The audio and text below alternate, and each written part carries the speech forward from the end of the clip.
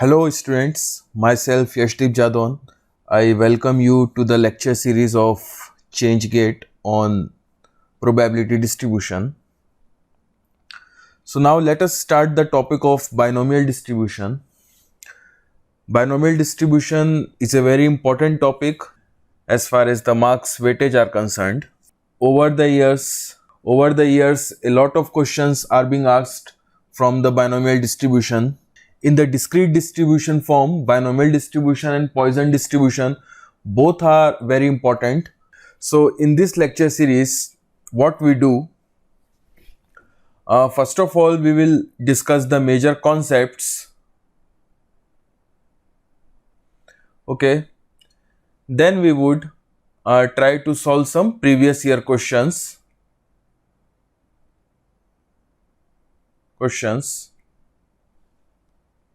And towards the end of the lessons, we will solve some very important questions which are important from the point of view of GATE, engineering services and other examinations like PSU, or you can say state PSC, that is AE examination, etc. Why I have said this very important? Because we will discuss about the Poisson approximation to binomial distribution. Poisson approximation.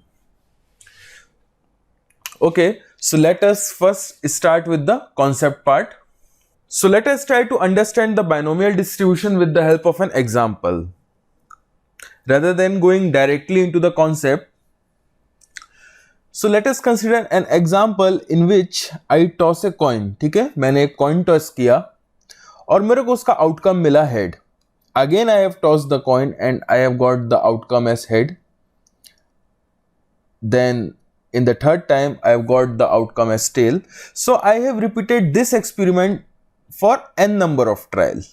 Okay, और मैंने head को success से denote किया और T को failure से. मैं इसका उल्टा भी कर सकता हूं, मैं हेड को फेल्यूर से डिनोट कर सकता हूं और T को सक्सेस से. ठीक है, that depends on my will. Now since head is denoted by success, so I have denoted the probability of the success in single trial as P. Okay, and the probability of failure, that is probability of getting tail in a single trial, as Q, which is 1 minus P. ये इसलिए क्योंकि एक trial में या तो head आएगा या तो टेल आएगा. So if the probability of getting head is P, so the probability of getting tail would be 1 minus P. अब in the n number of trials, what I have observed that the number of success in n trials is X and the number of failures in n trials is n minus X. So यहां से मेरे को, if I want to calculate the probability of getting X heads, that is X success in n trials, so I must be using this formula, that is probability of X equals to, that is probability of X equals to NCX PX Q की power n minus X. Remember, this is very important formula. How it is written as? It is written as NCX PX Q की power n minus X. Okay, तो n trials में what I have observed that the probability of getting X heads is NCX P to power X Q to power n minus X.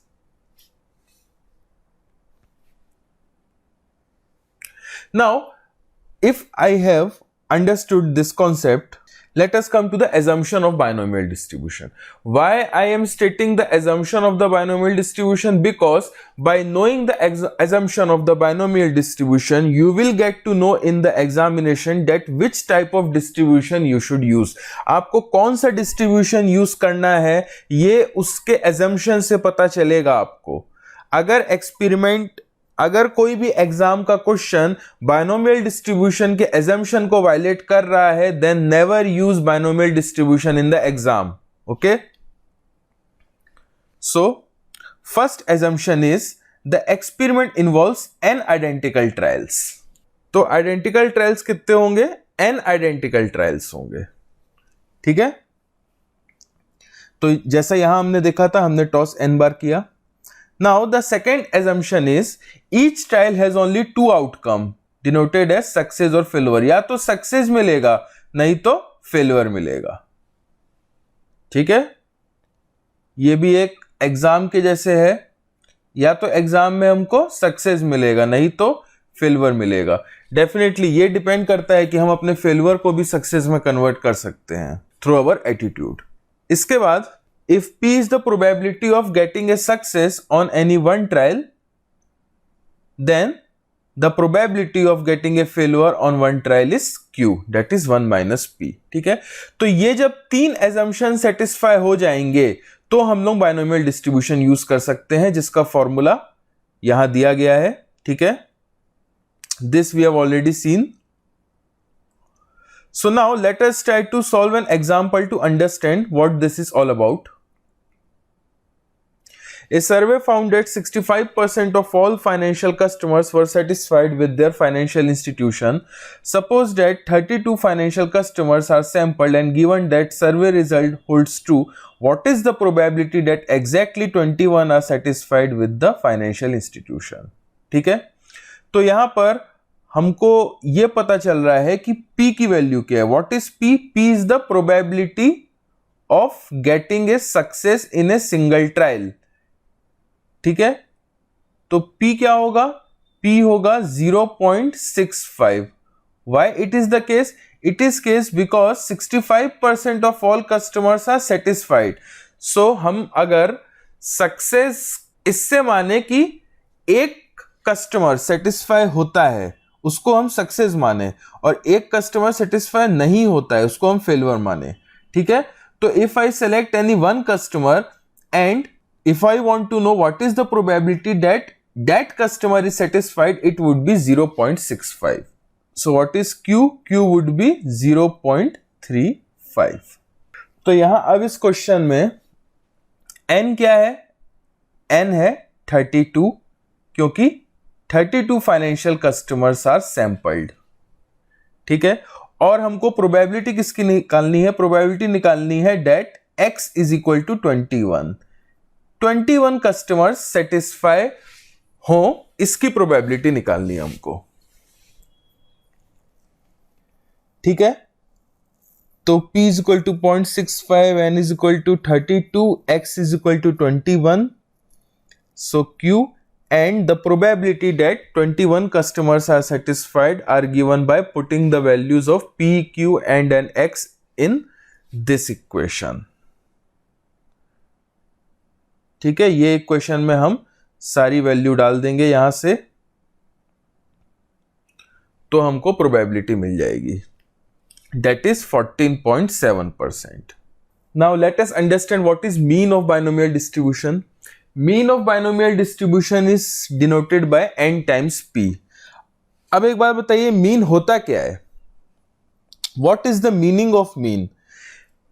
C mean जानने के लिए ये definition जो यहां पर लिखी है, if n items are sampled over and over for a very long period of time and if P is the probability of getting a success on one trial, the average number of success per sample is expected to be n times P.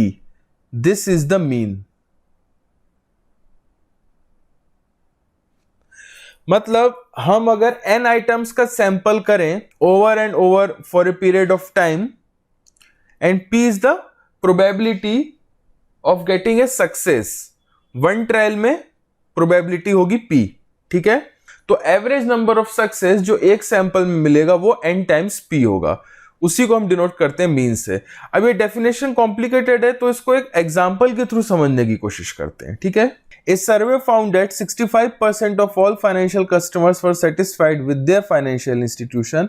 Suppose that 32 financial customers are sampled and given that survey result still holds true, what is the expected number of customers who feel satisfied with the financial institution? ठीक है, तो ये जहां पर हम expected number की बात करते हैं तो एक्सपेक्टेड नंबर होता है मीन नंबर ऑफ, एक्सपेक्टेशन को हम मीन भी बोलते हैं। तो यहां हमको कैलकुलेट करना है मीन, और हमने देखा था कि मीन का फॉर्मूला क्या होता है, मीन का फॉर्मूला होता है n टाइम्स p। ठीक है, तो n क्या है, n is the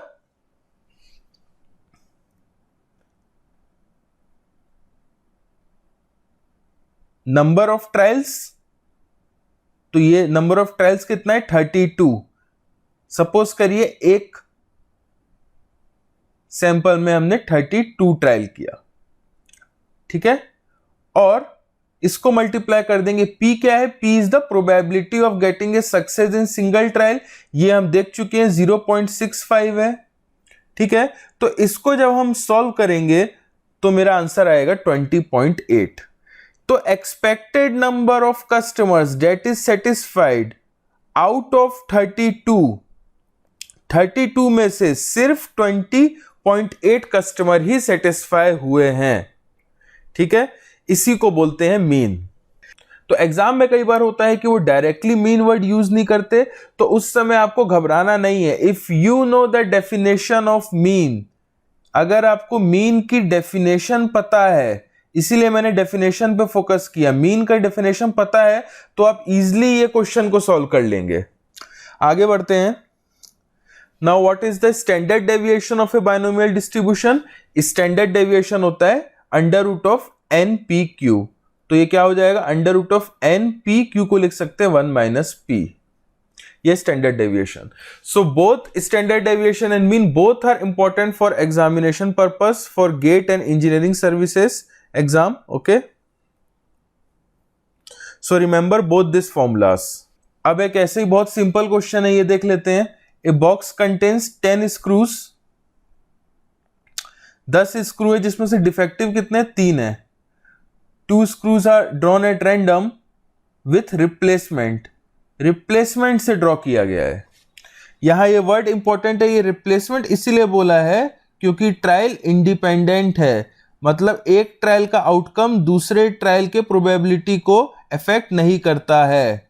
so this is the concept behind replacement, the probability that none of 2 screws is defective, ठीक है। तो डिफेक्टिव की प्रोबेबिलिटी क्या होगी, 0.3, नॉन डिफेक्टिव की क्या होगी, 0.7। तो probability that none of this are defective, that is probability x is equal to 0। x की जगह 0 पुट कर देंगे, p और q की जगह ये दो वैल्यू पुट कर देंगे, तो हमारा आंसर आ जाएगा 0.49। Okay, so that is the answer.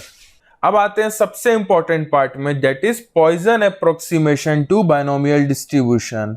Here I should write this is very important। ये इंपॉर्टेंट इसलिए है क्योंकि बायनोमियल डिस्ट्रीब्यूशन का फॉर्मूला जो अभी आपने देखा, दैट इज NCX P की पावर X Q की power N minus X, this is the probability of X। ये फॉर्मूला अगर यहां पर Q सपोज करिए कुछ फ्रैक्शन है, P भी कुछ फ्रैक्शन है, जो कि ऑब्वियसली जनरली हर जगह होता है।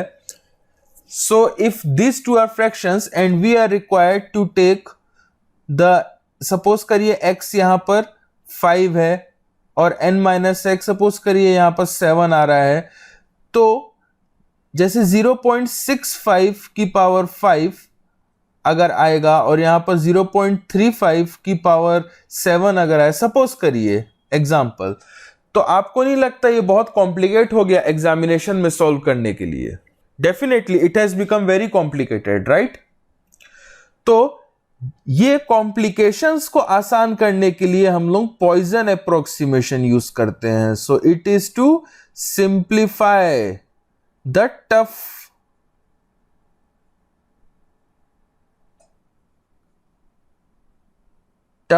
Calculations.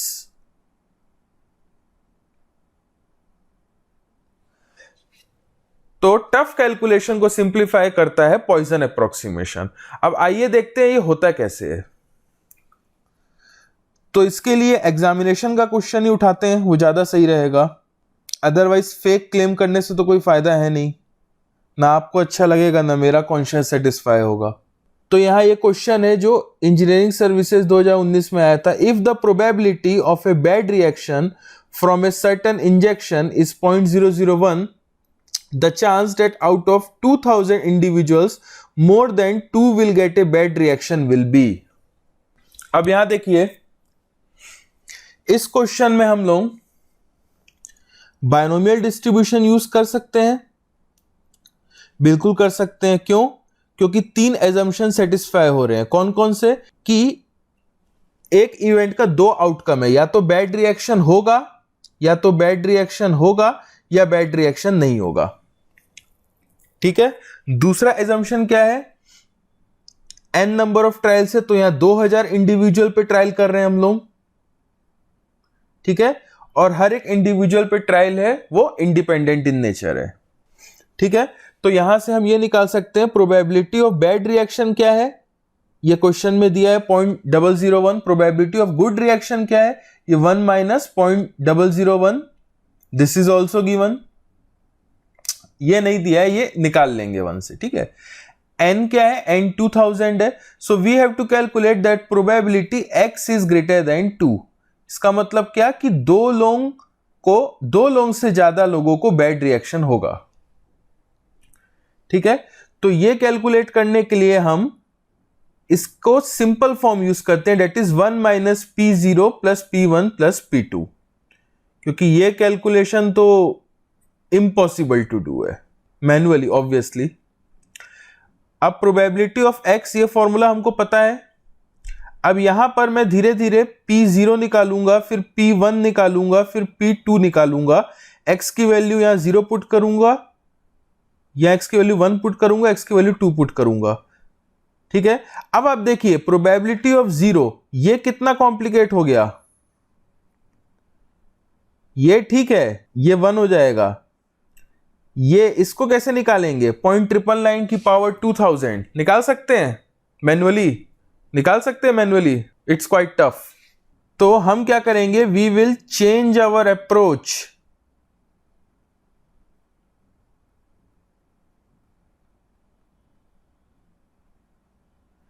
So how do we change our approach? We will change our approach by using the Poisson approximation. यहां देखिए, Poisson approximation को लेकिन हर जगह यूज नहीं कर सकते, यहां पर कर सकते हैं। Poisson approximation को वो 2 जगह यूज करना है जो दोनों कंडीशंस सेटिस्फाई हो, वो मैंने यहां पर लिख दी है। If n is greater than 20, that is the number of trials is greater than 20, and n times p is less than 5, ठीक है। n times p अगर less than 5 है, then Poisson is a good approximation to binomial distribution. Remember this concept, it is very important. If n is greater than 20 and if n times p is less than 5, then we can use the Poisson approximation to binomial distribution. ठीक है। तो यहां पर Poisson approximation क्या होता है? Probability of x is equal to e की power minus lambda, lambda two power x divide by x factorial. तो यहां पर लैम्डा क्या होगा अगर हम Poisson approximation यूज करेंगे? Lambda is given out by lambda is equal to n times p। This is the lambda, remember it. ठीक है। तो n हमको पता है, number of trials, probability of success in 1 trial, that is the probability of bad reaction पता है 0.001, multiply करेंगे क्या आ जाएगा? 2। अब देखिए कितना सिंप्लीफाई हो गया ये। Probability of 0 e to power -2, probability of 1 twice e की power -2, probability of 2 twice e to power -2। ये तो बहुत सिंपल है कैलकुलेट करने में। सबको ऐड कर देंगे, 5 e की power -2, probability of x greater than 2 आ जाएगा 1 माइनस 5 e की पावर -2। अभी हम लोगों को पता है e की वैल्यू अप्रोक्सीमेटली 2.7 होती है, तो 0.32। इतना करने की जरूरत नहीं है, यहीं तक एग्जाम में तो यहीं पर ऑप्शन आ गया था, तो बहुत सिंप्लीफाई हो गया। देखिए क्या है इसका option? 1 minus 5 divide by e square. You got my point? एक अप्रोक्सीमेशन और देखेंगे बाइनोमियल डिस्ट्रीब्यूशन का. What is the probability that at most 5 defective fuses will be found in a box of 200 fuses if 2% of such fuses are defective? ये 2017 में पूछा गया था. तो probability of getting a defective fuse in a single trial is 0.02. ये कहां से आया है? यहां दिया है, क्वेश्चन में दिया है. ठीक है, इस क्वेश्चन को भी बाइनोमियल डिस्ट्रीब्यूशन से कर सकते हैं, लेकिन अगर एग्जाम में पास नहीं होना है तो करिएगा इसको कि आधा एक घंटा ले लेगा आपका. लेकिन हम यहां पर पॉइजन डिस्ट्रीब्यूशन यूज करेंगे. तो लैम्डा क्या है? लैम्डा है n टाइम्स p. तो यहां पर देखिए दोनों कंडीशन सेटिस्फाई हो रहा है. n इज ग्रेटर देन 20 है और n times p less than 5 है. अगर ये दोनों है तो पॉइजन अप्रोक्सीमेशन यूज कर लीजिए. Poisson approximation, so lambda, we will put lambda as 200 into 0.02, that is n times p. Now हमको ये पता करना है that at most 5 defective fuses will be found. तो ये कैसे करेंगे? ये होगा at most 5, that is x is less than or equal to 5 is equal to p0 plus p1 plus p2, ये धीरे धीरे के 5 तक. ठीक है, तो यही यहां पर लिखा हुआ है. अब x की वैल्यू पुट कर देंगे 0, 1, 2, 5, राइट. तो जब x की वैल्यू पुट करेंगे तो हमको ये इक्वेशन मिल जाएगी.